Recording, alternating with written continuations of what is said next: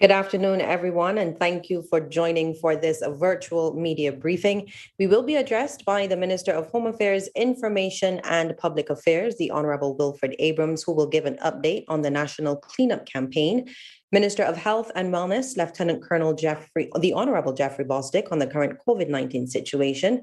The Director of the University of the West Indies Seismic Research Center, Dr. Irosula Joseph, who will provide details on the latest activity at the Soufriere Volcano, and the Senior Veterinary Officer, Dr. Mark Trotman.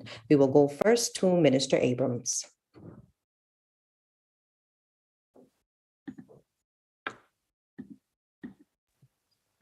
Hey, sorry, just trying to unmute. Good afternoon, Barbados. As we promised, we're here again to update you and just keep you informed as to what is going on with the follow-up from the eruption in St. Vincent of the Soufriere volcano. And we're trying to cover all of our bases. We've gotten a number of questions, and we keep getting questions from Barbadians. And we try our best to answer those in these briefings as much as we can. So, for example, we keep getting questions from people as to what to do with the pets, and their livestock is grazing and they're having problems with that. So that's how we decide who we invite in, and to try to give you as comprehensive an update as we possibly can to address all of your questions in one and to keep you as informed as we are. So I'll start now with the update on the cleaning campaign. We've undertaken perhaps the most massive cleaning campaign, emergency cleaning campaign in the history of Barbados. I don't think there has ever been a cleanup campaign as intense as this, involving as many sectors as this. A case in point, we're trying to get the major installations of government open so we can get ourselves back to some degree of regularity. The dust has not affected us in the same way as it had on the initial eruption, and we've had a lessening of the ash fallout over the country.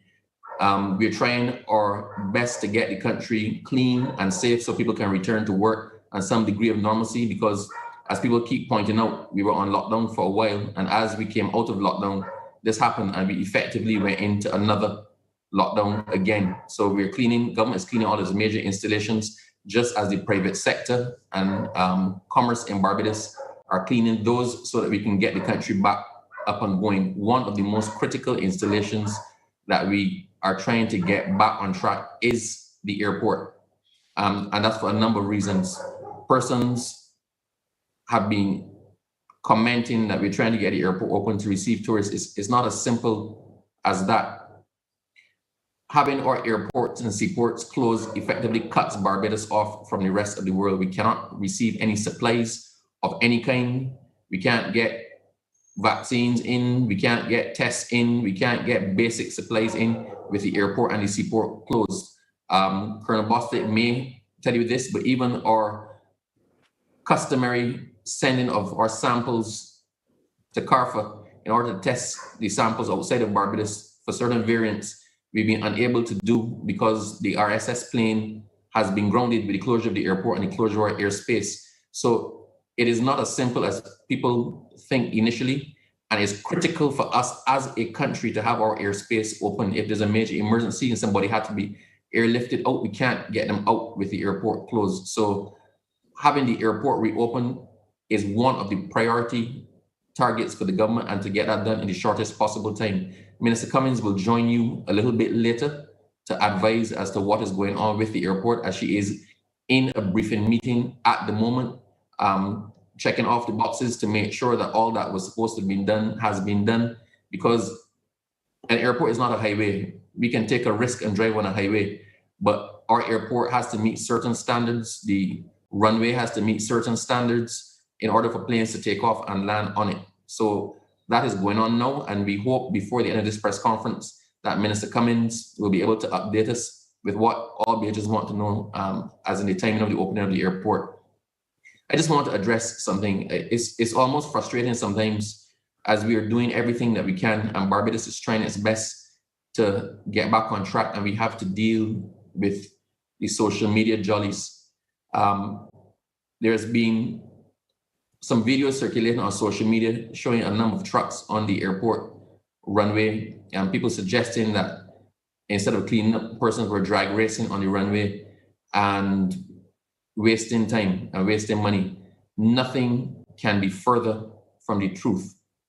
Yesterday, the Prime Minister invited all of the major contractors up to the airport on site, and we had a meeting on site on the runway so everyone could see firsthand exactly what it is that we're dealing with and understand the priority that we needed to apply to the airport and to getting the runway and the airport back open.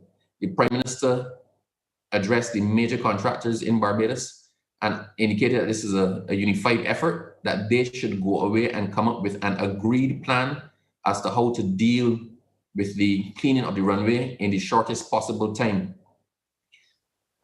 A lot of ideas were put forward, hosing down the runway, sweeping the runway, everything. But at some parts of the runway, those of you who have ash in your yard, or if you look on the sidewalk or the road, you will see that the ash, where it's hardened almost in waves. And those waves are like cement, so that even washing it or power washing it causes some difficulty. But as you can see, when people drive on the road, if people are driving at a fast speed, then that breaks up and spits up into the air as dust. So all of the contending options were considered, and the dominant option was that we should bring as many trucks as possible onto the runway and drive on the runway at speed to try to break up those hard areas of compacted dust so that they could then be moved otherwise. So what you saw yesterday was exactly that strategy being put into place. So, I mean, Bajans are Bajans, and some people decide to have fun with it. And you know, there's always this competition between the contractors or anybody in the same discipline. So they had some fun with it, but this was not a jolly, or they were not off on a frolic of their own. They were executing the coordinated and decided plan as to how to clear the runway.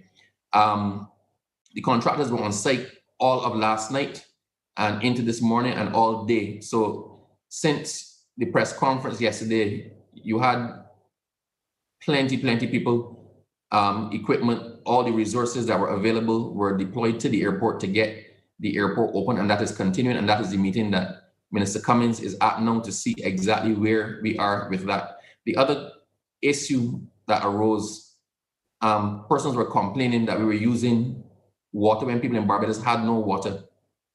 And a number of people called me with very helpful suggestions, and I wish to assure you that these suggestions were taken. But quite frankly, from a couple of days ago, we were using seawater to wash as many things as we could. Bridgetown was cleaned entirely with water pulled from the wharf, as was Swan Street.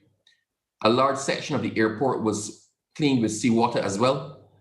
We could not clean the runway itself with salt water, because embedded in the runway are certain lights and electrics that could not take the salt water. So the runway we had to use a different plan for the runway after we broke up the hard dust with the trucks. And the bulk of what was used at the airport on the runway was actually recycled water from the Bridgetown sewage plant and also the Corvelly sewage plant. That water was chlorinated and treated to make it safe, and that was then used. So minimal water from the Barbados Water Authority's distribution network was used in cleaning up the airport, and minimal water from the BWA is actually being used on the roads. So we're employing all of the resources in a sensible and sustainable way. And I want to assure Barbadians that the government is putting a lot of thought into what is being done, and we are consulting widely, and we're trying to come up with the best plan. Please forward your suggestions, because many of the suggestions you came up with were actually suggestions that we had considered and we're using, but it shows that persons are on the same page. And quite frankly, please forward your suggestions, because you may think of something that we have not thought of, and we are happy to consider it, because there's no pride in this right now. This is a learning curve for all of us, and the aim is to just get Barbados as clean as possible, as quickly as possible. To that extent, notwithstanding COVID-19 Directive number 8, the Attorney General has granted exemption for all businesses, all enterprises, and all persons to perform cleanup activities on Sunday, April the 18th, 2021, whether residential or otherwise. So we know that Sunday is usually the shutdown day under our COVID directives. This Sunday, you are allowed to be out in full force to do your cleanup activities. On Monday, there will be a damage assessment. So the ashfall has also triggered a post-event damage assessment and needs analysis. This is being led by the Ministry of Economic Affairs along with the Ministry of Home Affairs. This will provide both a qualitative and financial costing of the impact of the hazard, identify in detail our resource needs, and allow us to be very specific in our request for assistance to deal with our post-event recovery. This is an intensive, rapid assessment for which we have already started gathering critical information. It covers agriculture, infrastructure, technology, utilities, and every sector that we expect to have been affected by the ashfall. The task force draws on both public and private sector experts, and we want to thank our private partners who have agreed to assist us, as well as the UN system, who are also providing technical expertise so the team can hit the ground running on Monday. An update with respect to the status at the port. The port continues to service vessels discharging or offloading cargo as required. Delivery of containers was paused today to facilitate the servicing of air conditioning systems on cargo handling equipment and to clean up the roadways and cargo stacking areas. As of today, Shed 4 has been prepared to restart operations fully on Monday, 19th April 2021. Shed 2, that is the shed where personal effects are delivered, is currently being cleaned and readied also for operation on Monday. To minimize complaints, the Barbados Port Authority Inc. has been using private contractors to do sweeping and wetting and shoveling after the sweeper passes through the roads. And the AC units across the port will be serviced during the weekend ahead of opening workspaces. The work in the Port Administration Office continued without interruption. With respect to the fish markets, all of the major cleanup and washing down in the markets will be completed by this evening. The vendors have been working closely with the staff, and I wish to commend the fisher folk who have banded together in this exercise to do what is in their best interest. Government can't do it all, and the vendors have been working closely with the staff, and we want to thank them for that cooperation. The cleanup work will continue tomorrow with a view towards opening on Monday as well. The challenge at Consett Bay and the Millie Eiffel, that's the western fish markets, is that the ash is blowing downhill from the road into the market, and the ministry is working with the MTW to wash down the area.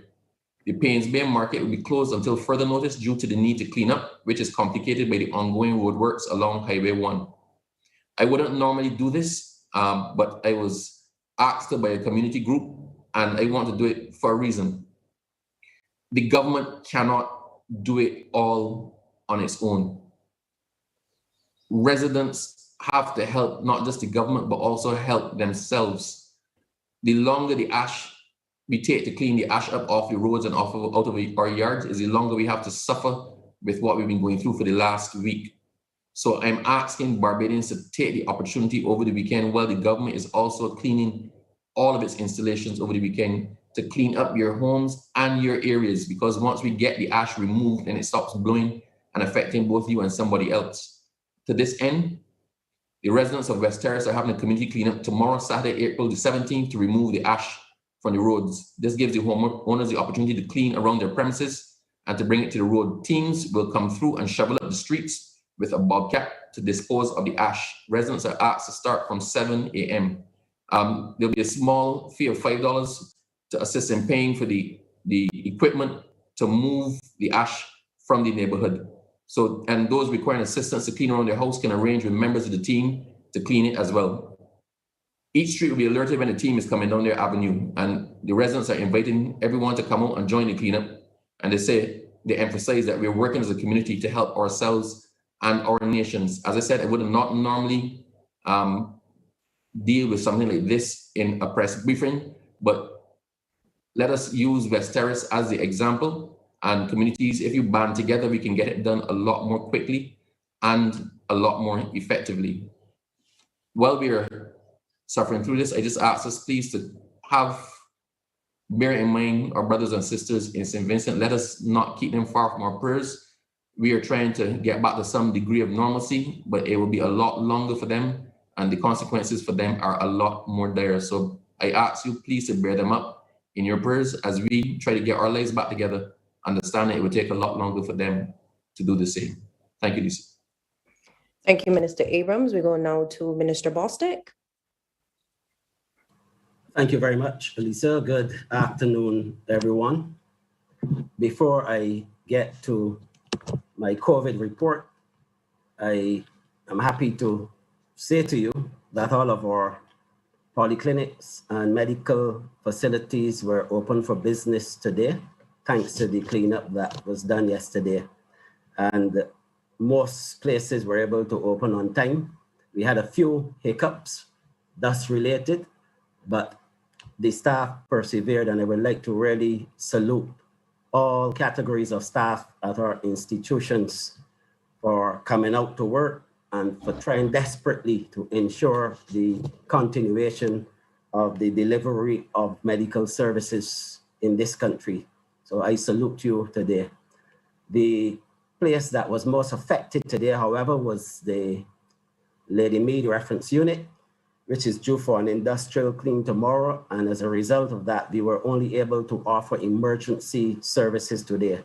And on behalf of the Ministry of Health and Wellness and my own behalf, I apologize to all of those clients who would not have been able to obtain normal services today at the LRU.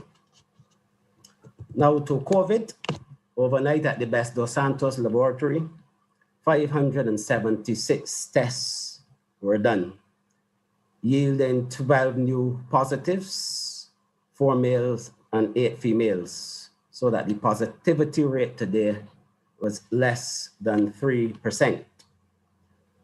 8 persons will be released from isolation today. Of note is the fact that yes, 3 of the 12 new positives were already persons at Harrison Point sent there for assessment previously. So we had 9 fresh ones, as we would say today. Regrettably, all 9 of those cases or positives are related directly and indirectly to the church cluster from the north. Directly because there are 2 families from the north comprising 4 and 3 members each that were directly connected to this church that tested positive. And then there was a family of 2 indirectly connected because they were connected directly to one of the other institutions that have been impacted by this church cluster. And although these figures or these stats are low, my concern and the concern of the ministry is the fact that they're all related to this church cluster. And this is a cluster. This right now is occupying the attention more than anything else of the Ministry of Health and Wellness in our fight against the COVID pandemic. And I would like to really make an appeal to all Barbadians, since this really has always been and always intended to be an all of society approach. And I make the appeal because we've always stated that the ministry, in spite of all of its efforts, in spite of the technical expertise which we have, in spite of the experience which we've been able now to gather, we cannot do it alone. We depend on every single citizen and resident of this country to work with us to be able to contain the spread of COVID in Barbados. So I appeal to all Barbadians in general, but particularly to all persons associated with the church in the north, that cluster. If you have not yet been contacted by Ministry of Health officials, it is because 1, we have not been told about your exposure. And 2, in cases where we have been told, we've not been able to find you because I would have to say that you are hiding. Now, this is a serious thing. And it's a serious thing because we cannot afford to slip up. We cannot afford to slip up. And even if you do not care about your own health and wellness and your well-being, I care. The Ministry of Health cares. The government of Barbados, we care. And so we want to find you, because if you remain in hiding, if you remain knowing that you have symptoms and you present too late, it could be detrimental to your health. So I appeal to you to come forward, present at the Wilde Gymnasium testing site and be tested for your family's sake, for your sake, for your community's sake, and for the country's sake. The country and the residents and citizens of this country that's far bigger than any single institution or organization. Let us do as the Bible says and be our brothers and sisters keeper. And I urge you to present to one of the healthcare facilities. I thank you. Thank you very much, Minister Bostic. Now, many people have had questions relating to their livestock or pets being affected by the ash, and Senior Veterinary Officer Dr. Mark Trotman will try to shed some light on the situation. Dr. Trotman? Thank you. Thank you very much, Lisa.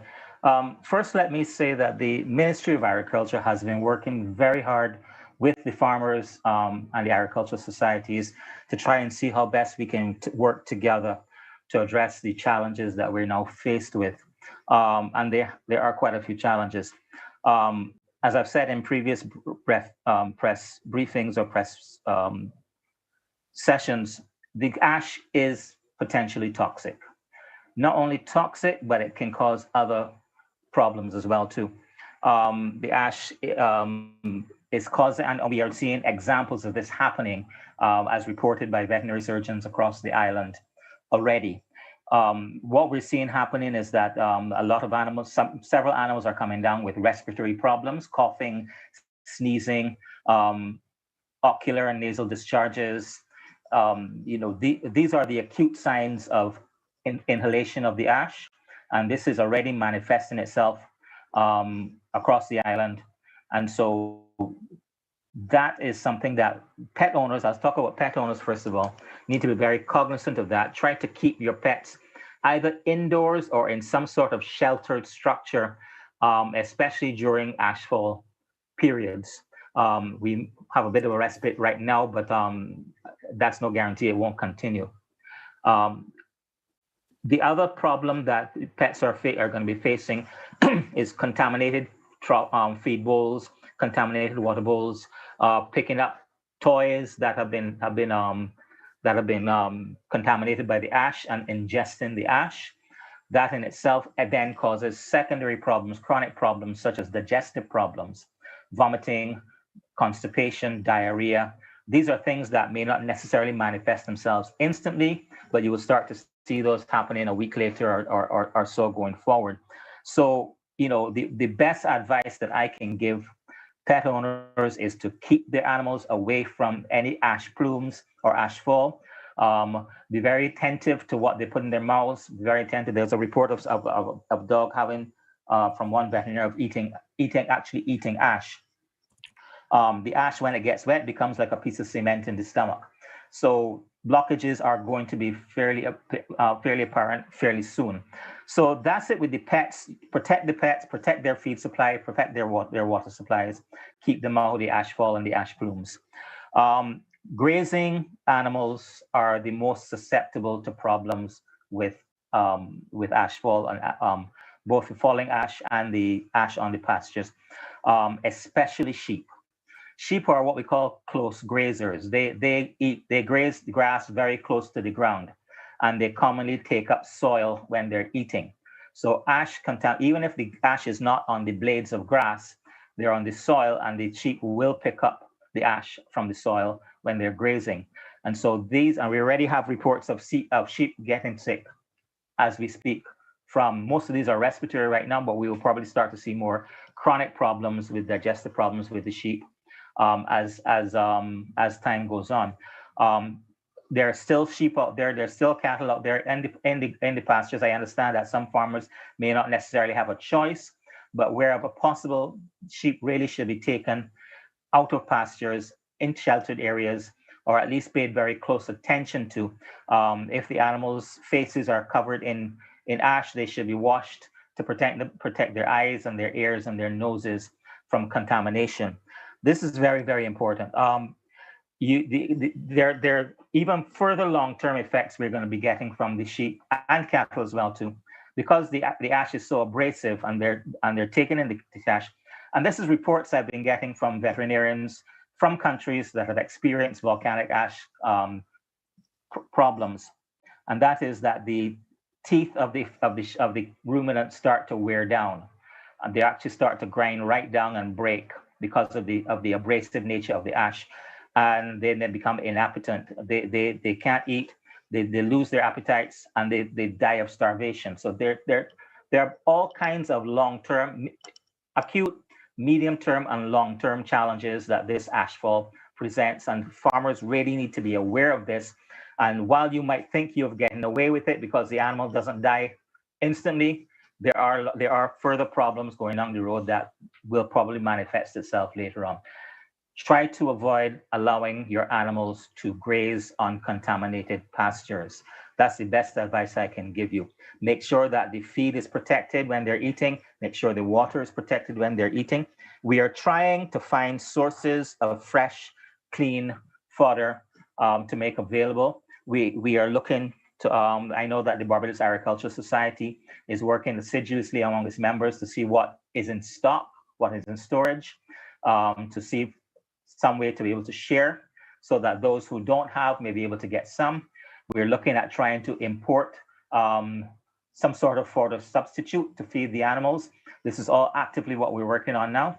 We're doing analytical tests on the ash to find out how toxic it is with fluorine or arsenic or other sulfur, other chemicals that might be in the ash. The Government Analytical Services is doing a number of tests to try and see what the composition of the ash is, and that's going to be very important to allow us to anticipate what kind of problems we exist. One of the challenges that we have is that we are trying to get information on how many livestock we have on the island. We don't have a good, solid record of the population. And I would really encourage farmers, backyard farmers, hobbyist farmers who may not necessarily be formal members of an agricultural society to contact the Barbados Agricultural Society and make themselves known, because we can only help you if we know that you exist. We can only cater for you and know how much fodder we need to bring in and who we need to distribute to if we know who you are. So I really encourage you to contact the Barbados Agricultural Society, make sure that you are amongst those who we know how many animals you have, so we can calculate how much we need to get to be able to supply the population, the livestock population. There are a few things that you can do if the pastures are not too heavily contaminated, and those will be primarily the pastures in the south of the island. And it's no guarantee, and it will not be a perfect cure, but you can apply sprinklers or blowers to try and wash the grasses. This will be more relevant or more practical for cattle who are higher grazers, and they will just eat the leaves of the grass rather than go right down to the to where the ash is on the ground. But blowers to blow the ash off the grass, sprinklers or washers to wash the ash off the blades of grass may help. Cattle are a little more tolerant to ash than sheep are. And then the other thing too is that you need to keep your animals under constant veterinary surveillance. Make sure you have make contact with a veterinary surgeon and let them keep an eye on your animals so they can pick up any problems that might be developing. We do have a number of veterinarians who cater to livestock, and we have that list at veterinary services. If you don't have your own veterinarian, give us a call at the veterinary services, and we will put you in contact with a veterinarian who will be able to help you out. So that's it for me in terms of what you need to look out for and what you can do to help yourselves with respect to the ashfall. Thank you. Thank you very much for that information, Dr. Trotman. Now, Director of the UWI Seismic Research Center, Dr. Irosala Joseph, will now provide the very latest on activity at the La Soufriere volcano. Dr. Joseph? Hi, good day, everyone. Thank you for having me. So with respect to an update, this is as of the morning 6 o'clock advisory that was sent out to our various stakeholders, including the Prime Minister of Barbados. So seismic activity at the La Soufriere volcano continued as before with near constant swarms of long period earthquakes. Now, you'd recall that long period earthquakes are the ones that indicate the movement of fluids. By fluids, I mean magma and gas through the volcanic system. So that indicates that magma is able to move around, and it's doing so. There was one band of low-level tremor at 9 o'clock last night, and this lasted about 40 minutes. Tremor is a type of seismic signal that is associated with venting at the surface of the volcano. So this venting doesn't necessarily mean that there's ash. Sometimes it's a little bit of ash, but mostly it's the gas that's being vented. So it's a combination of gas and ash, but it's not like an eruption where there's, the ash column going up. So venting was seen at around 9 o'clock last night, and this lasted about 9 o'clock. And what was two things to note. One was that yesterday we had our very first successful measurement of sulfur dioxide flux. Now, flux is a mass concentration of sulfur dioxide in the plume that's being generated from the volcano. And this was done by a survey on the sea using an instrument called a spectrometer. And this was done by Dr. Thomas Christopher, who's based at the Belmont Observatory. So this means, what does this mean? So sulfur dioxide is primarily the sulfur species associated with fresh magma degassing, right? So it's the dominant sulfur species that's degassed with fresh magma.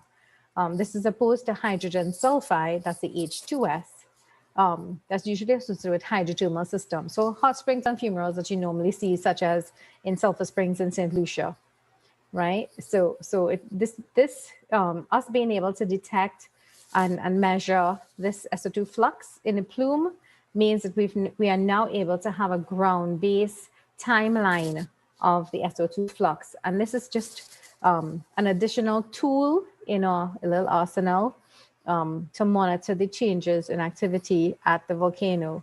So it means that primarily we were using the seismicity, which was the bulk of it. We were also using ground deformation, and we were seeing very little of that based on the network that we have on island. However, that has also changed. And we were also using remote techniques such as satellite imagery and so on. And now we have this new tool that's showing results, which is the SO2 flux measurements. The thing with the ground deformation is we are also now seeing a pattern of deflation from the ground deformation stations that are surrounding the volcano. There are three stations that we've been able to get the data from continuously that is tracking the deflation. And that deflation means that, think of a balloon. So when magma comes up and it fills this balloon, it expands. And when the balloon is burst and that magma, such magma gas comes out of the surface, we have that deflation. So think of the volcano as that balloon, and inflation means magma's filling it, deflation means magma's coming out. So we're looking for that change in going from the magma filling up, which means fresh magma's coming up. So prepare yourself for a series of eruptions. The possibility of this going to, a longer term eruption. But right now we're seeing the deflation signal, which means that everything that's in there is trying to get out. I know that, so in terms of the prognosis, we are saying that the volcano continues to erupt, although the explosive activity is somewhat diminishing in intensity, but that does not mean that it's ended at this time. So in its current pattern of seismicity may indicate that there's periodic growth of a lava dome, but this has not been confirmed. So we hope to see satellite images, to help us see, how big a dome is growing, if there is a dome. But what can also happen is that this dome is continuously destroyed, by any explosion, such as the one that happened this morning. And then it has to rebuild itself, and then it acts like a little plug, and it keeps doing it. But the good thing is that in the last few days, we've not seen the kind of energetic explosions that this volcano can produce, it hasn't happened, which means there was less gas in the system to propel that material high up into the atmosphere to be able to take it across by winds to Barbados and neighboring islands. So I hope this, that makes things a bit clearer for everyone. It certainly does. Thank you so much, Dr. Joseph. And we're joined now by the Minister of Tourism and International Transport, Senator the Honorable Lisa Cummins, who will speak to the reopening of the Grantley Adams International Airport. Senator Cummins. Thank you very much, Lisa. It's a pleasure to be here with all of you and to hear the updates coming in from the UWI Seismic Research Center and all of the colleagues here at the Grantley Adams International Airport. I wish to start first by saying that this was a complex and an extensive operation that spanned the entire area of the airport, all of our physical land space, our airfields, the land side, all of our internal facilities, as well as our IT capabilities, our satellites, the air traffic control capability, as well as our off-site locations, which are responsible for guiding planes safely into and around our airspace. And so it was an intense operation, and I wish, first of all, to begin by expressing the appreciation of the government, and certainly Prime Minister Motley in particular has asked that we express her heartfelt appreciation for every one of the major construction companies in Barbados that showed up here over the last few days to support this cleanup operation on this facility. Every company was here. They worked every day throughout the night into the early mornings to be able to get us to a place where today at 6 a.m. we began the process of inspecting the airfield and all of our communications equipment. That process continued throughout the day. We are now in the process of finalizing the arrangements, but I wish to announce that the Grantley Adams International Airport will reopen at 6 p.m. this evening. Just for clarity, we will begin to allow commercial flights beginning at 6 p.m. this evening. The airspace has been given the all clear. The upper airspace and the lower airspace, we are still dealing, based on the reports of the Met Office, with some Sahara dust and some haze, but the volcanic ash that was compromising visibility in our airspace has since been removed. The expectation is that there will be some commercial activity commencing tomorrow. The airlines have been communicated with about the reopening of the airport from 6 p.m. this evening, and they will be making arrangements to get into direct contact with their passengers. So we wish once more to express our appreciation to all of the contractors. We want to also incorporate the National Conservation Commission, the NCC, and their team, the Grantley Adams International Airport and all of its team members, Goddard's Catering Group, all of the partners who are based here at the Grantley Adams International Airport and across the network of the Border Patrol agencies. We wish to thank you for supporting us in getting this far at this stage. What this means for Barbados is that commercial flights will begin, humanitarian flights servicing St. Vincent and the Grenadines, very importantly, will also be in a position to use Barbados as a landing base to service the needs of those people, our brothers and sisters in St. Vincent and the Grenadines, who will benefit significantly from having our airport reopened. So thank you all very much, and we will continue to provide updates as the days evolve.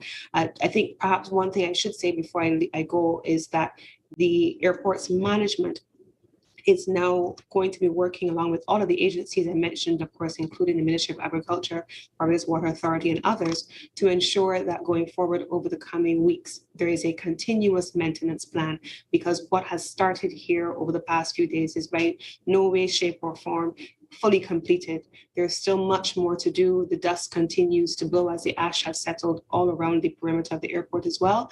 And so it will be a continuous process to ensure that we keep not just the facility ready and safe for flights, including the engines of our flights, but most importantly, that the people who work in and around the Grantley Adams International Airport are able to do so in a safe environment. Thank you very much. Thank you so much, Minister Cummins. As we go now to questions, we're joined by Marcia Gittins from the Barbados Advocate, Aaliyah Briggs, CBC, Barry Allen, The Nation newspaper, Randy Bennett, Barbados Today, and Wendy Burke from Starcom Network. Your questions. Good afternoon, Minister Bostic. I have two questions for you. This is Barry Allen from The Nation. With regard to your concerns about members of the church who may possibly be hiding and not presenting for testing, can you give us an approximation of what numbers are you looking at that of persons that you're expecting to come forward or that you believe may be keeping themselves away from presenting for testing? Barry, I cannot give you any number because we are satisfied that we do not have all of the information in relation to this matter. We're aggressively pursuing the matter, and the more information that is made available, then that gives us an idea as to what we are dealing with numerically. But we're satisfied that we do not have all of the information, so it's difficult to make that determination at this stage. And my second question for you, Minister, is I remember you saying that the Chief Medical Officer of Barbados has particular power within the framework of our directives. As part of his remit, is there a possibility that the leadership personnel of this church could be brought in for questioning or for special questioning with regard to this cluster? We are very, very closely investigating and monitoring this situation. Any and everything that has to be done will be done. I can assure you that the leadership of the church, that leadership is in quarantine at a government quarantine facility.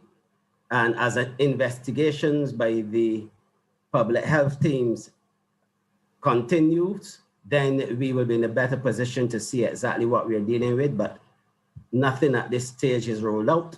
But our focus at the moment is really to try to get these people and all persons to come in to be tested, because the aim is to contain the spread of the virus and to try to dig a hole, so to speak, in this cluster, because we don't want this cluster to get out of hand, and we've allocated resources to the cluster.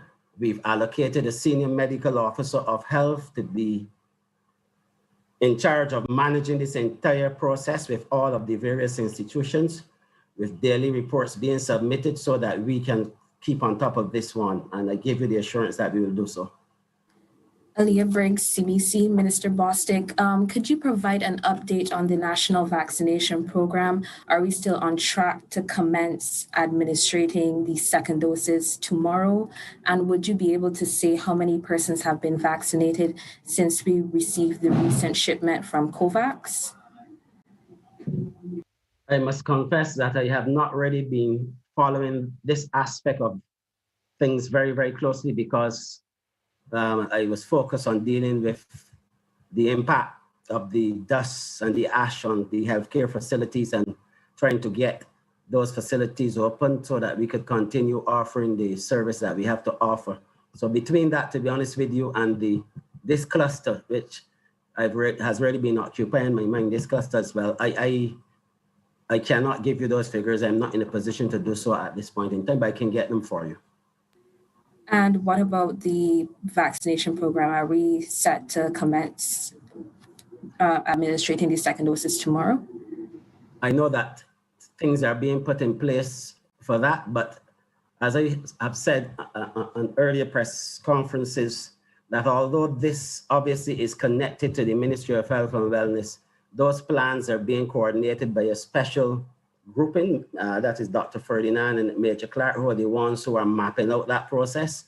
And I really could not give that information at this time. I have a question for Senator Cummins, Wendy Burke, Starcom Network. Can you give me some indication as to when we reopen at 6? How many flights is it likely, how many flights are likely to arrive at the Grantley Adams International Airport, whether it be commercial flights or cargo, bringing much needed supplies for, say, St. Vincent or for Barbados itself? Thank you for that question, Wendy. I think really the emphasis at this point very much is on that humanitarian support.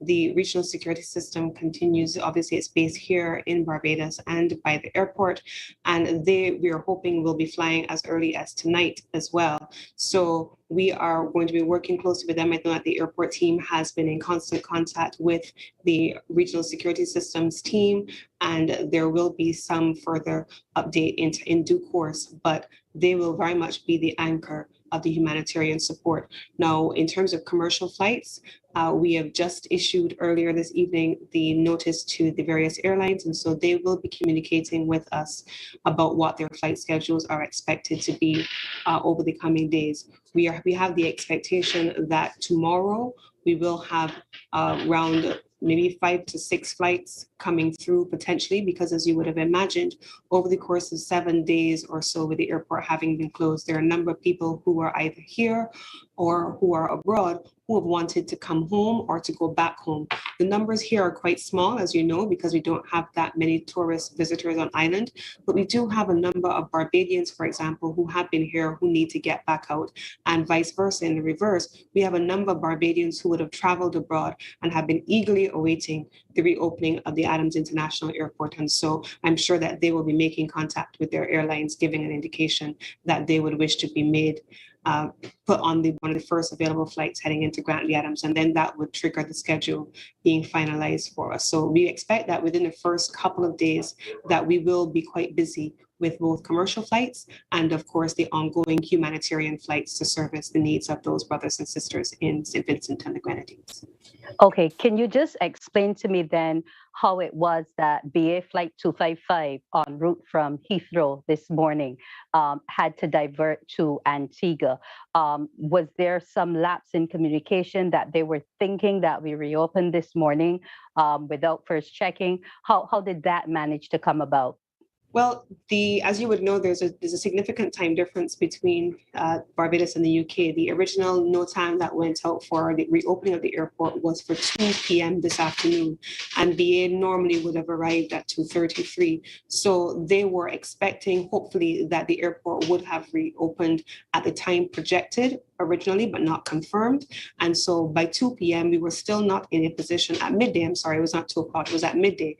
At midday, we were still not in the position to complete the reopening of the airport. And if I could be a little bit more precise, some of the equipment that we were using to sweep the ash from the runway, we still had some dust residue as a result of drift coming down on the wind, piling up on the runway. That had to be further removed. And then some of the equipment that we were using to actually sweep the sweeper trucks were actually leaving some of the metal bristles on the runway.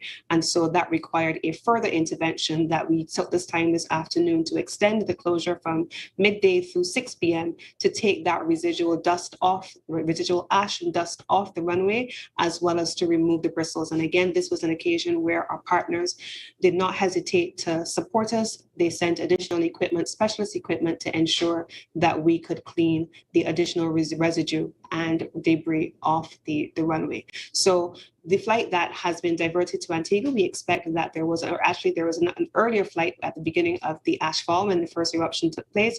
And the expectation is that that flight will make its way from Antigua into Barbados now that we have announced the reopening of the airport. Thank you kindly. Hi, good afternoon. One question for Minister Cummins. Could you tell us if we are still on track for the May 8th date for the new protocols as relates to the vaccinated visitors? Thanks for that question, Randy. We actually spent the early part of this morning meeting with over 60 tour operators out of the markets and many of the major airlines, going through the protocols, getting a sense of what the market has been saying in response to the protocols, what the demand and projections are looking like for the rest of the season.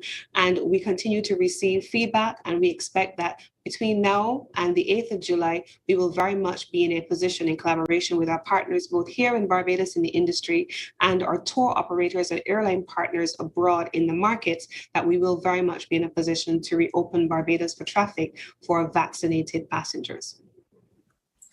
Sorry, just a quick follow-up. All right, just one question. Sure. She said, Go ahead, Randy. Randy, I'll come right back to you, Barry. You said 8th of July. Is it 8th of July? 8th of May. I'm sorry. 8th of May. May 8th. I'm sorry. May 8th is the date of the protocols taking effect. Okay, thanks. I think Thank it's you, the Minister. ash. The ash. Ash also getting to me. Go ahead, Barry. Your time. Thank you, Minister. I was wondering if, based on the early conversation with those 82 operators, if you can give us a pretty early prediction in terms of what they were telling you about demand for travel within the next 7 to 8 weeks. Are they seeing a high level of interest already, or is it pretty lukewarm? For the summer season, the latter part from July onward, it's lukewarm, it's modest, and I think I may have said that in the last time I addressed the country. From May, June or so, you'll probably see it a little bit lukewarm, as you described, but that's not necessarily only about Barbados. As you would recall, if we start with the Canadian market was closed to what they call sun destinations until the 30th of April. We've now seen that extending through June.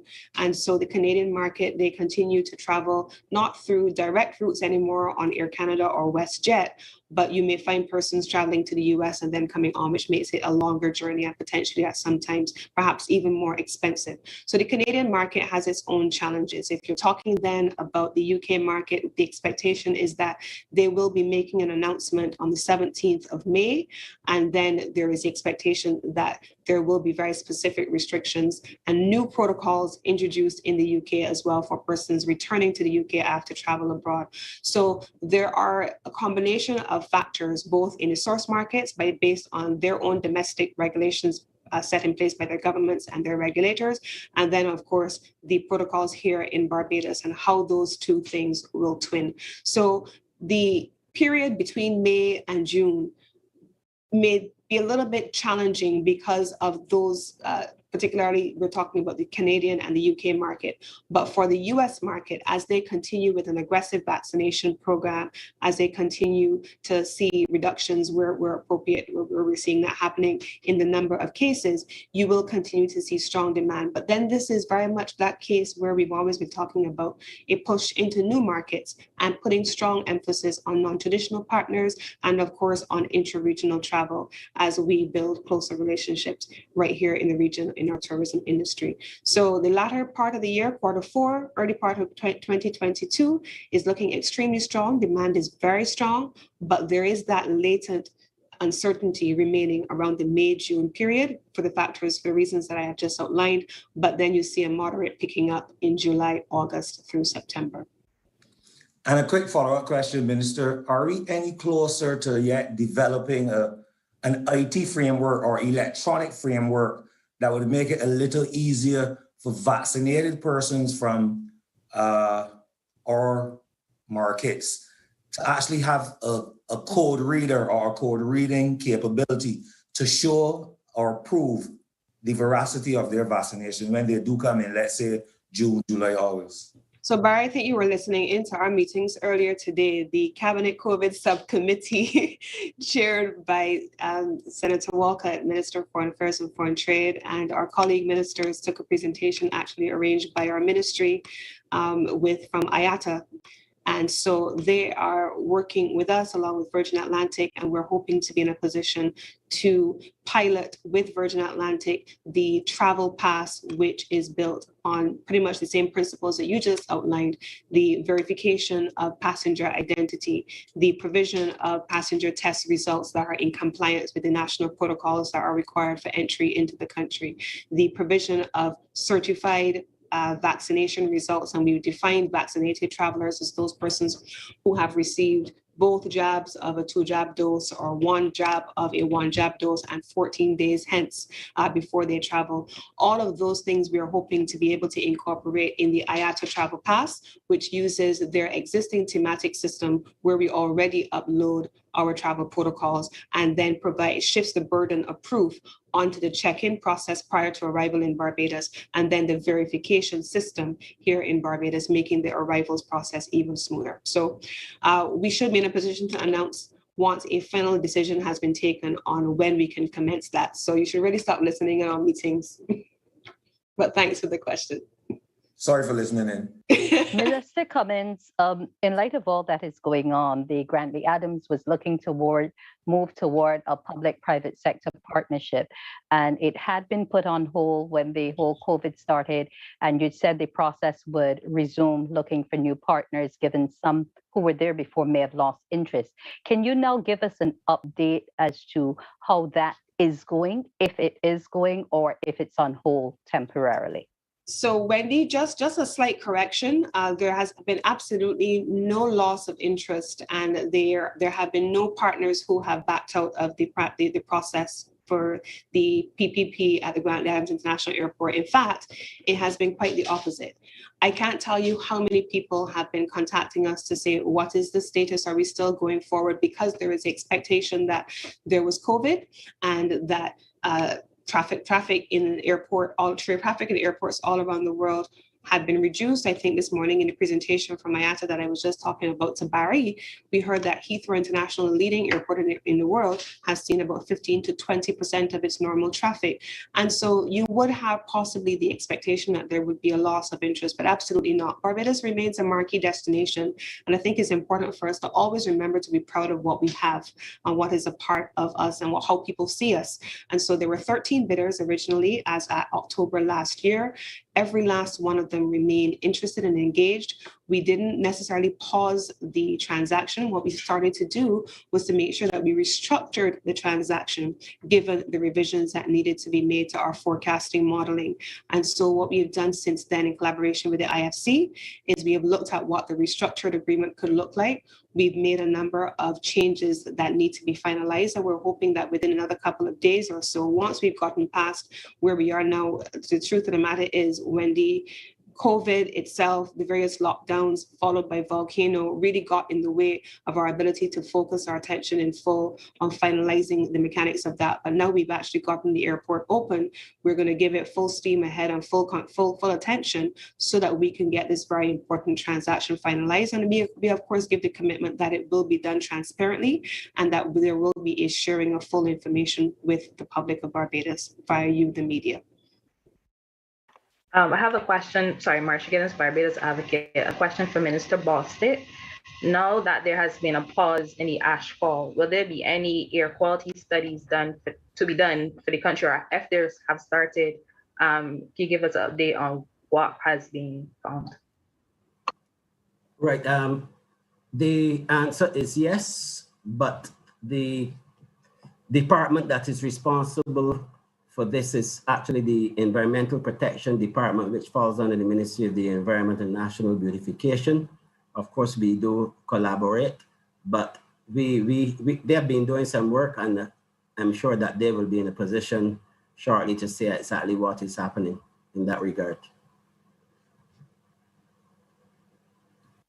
Are there any further questions at this time? Well, another one to Minister Abram, just a quick one. In terms of the ash that has been collected in bags, if it's SSA or otherwise, will there be any trucks be going around to the communities to collect this, and when will that start? Yes, definitely trucks are going to be moving around to collect the ash. We've identified the sites where we're going to deposit it, but as you can well understand, the priority, ash in bags is not blowing anywhere. So the priority right now is to remove the loose ash, get the roadways clean, get communities clean, get the government installations clean, and arrangements will be made in the coming week to collect the ash that has been collected by householders. But frankly, if it is in bags right now, then it is not the priority for us. The priority is to get the loose ash off the road and out of the air. Barry, you had a question? Yes, and my final question is to Minister Abrams as well. Minister, the Prime Minister would have said there are about 1,600 kilometers of road we have to try to clean. Can you give us an idea of how much you were able to clean within the last 40 hours out of that 1,600 kilometers of roads? Barry, thank you for the question. The priority and the concentration has been on the major named and numbered highways, so the ABC highway and highways 1 to 7. Persons are being deployed as well to clean up some of the minor roads. The bulk of the highways have been addressed. as you can see, if you drive on the highway, we've been out in full force over the last couple of days. That was paused yesterday as we took everybody off the highways and onto the airport runway. So that will resume as well. It's effectively a 24/7 operation. I will get an assessment from the Minister of Public Works and try to give you a percentage completion by tomorrow, but I can't give you a percentage completion at this point in time. But just know that every single resource available to the government of Barbados is currently deployed to clean up the country. Okay, I have Again, one. all right, go ahead. Randy had a question? Yeah, I have a question for Mr. Brems. Could you give me an update on the GIS Pro? If I give you an update on the GIS, The probe that's being done at GIS. Randy, I will address that at some point in time next week.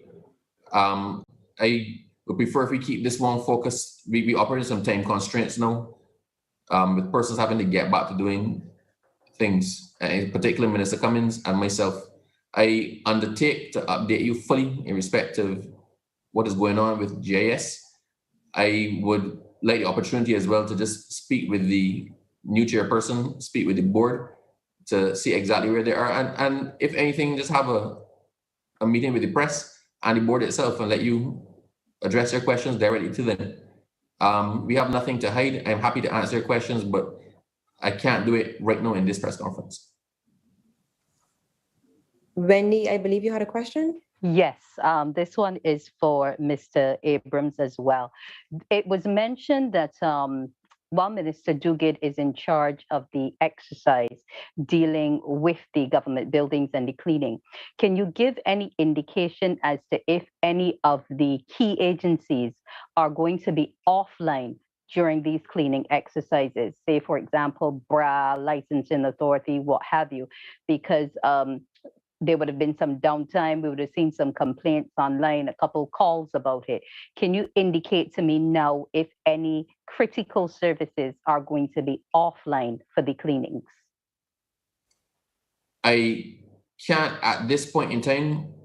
As I understand it, the difficulty we had was in customer-facing services, so services that required customer interaction because of the inability to operate the offices. As much work as can be done remotely has been done remotely. I do not understand that there has been any interruption of the remote aspect of it, but I can check that out for you and get back to you on that one happily. As you can appreciate, the difficulty with this press conference is that we're trying to focus on certain things in the press conference. So the ministers who are responsible or who can accurately or easily answer these questions might not be here at this point in time, but I can assure you that I will get that information to you from you, Wendy, and I will share that information with you before the end of the day. Okay, well, I think that's a good point on which we can end if members of the media are satisfied. So as we close, let me thank the Minister of Health and Wellness, Lieutenant Colonel, the Honorable Jeffrey Bostic, the Minister of Home Affairs, Information and Public Affairs, the Honorable Wilfred Abrams, Minister of Tourism and International Transport, Senator the Honorable Lisa Cummins, the Senior Veterinary Officer, Dr. Mark Trotman, and Director of the UWI Seismic Research Center, Dr. Erosila Joseph. Members of the media, thank you for your questions, and the public, wherever you are, thank you for joining us. Good evening.